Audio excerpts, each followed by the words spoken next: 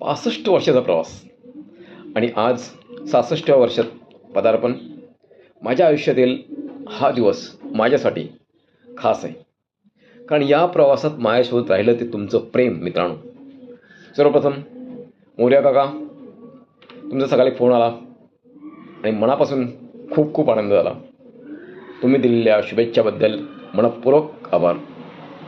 आज मागे वळून पाहताना जाणवतं, या 65 वर्षाच्या प्रवासात अनेक चढ उतार आले, अनेक अनुभव मिळाले, खूप काही शिकायला मिळालं आणि आयुष्याने खूप खूप काही भरभरून दिलं.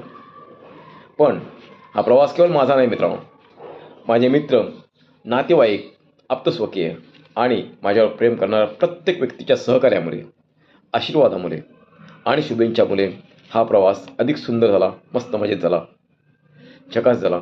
तुम्ही दिलेले प्रेम, विश्वास आणि आपुलकी हे माझ्यासाठी कोणत्याही संपत्तीपेक्षा खूप मोठं आहे मित्रांनो.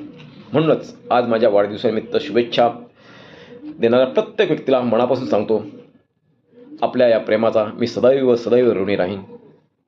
66 वर्ष म्हणजे फक्त वयाचा आकडा नाही मित्रांनो, तर नव्या उत्साहाने, नव्या शिकण्याची एक आणि नव्या संकल्पना पुढे जाण्याचे एक नवीन सुरुवात असं मी समजतो.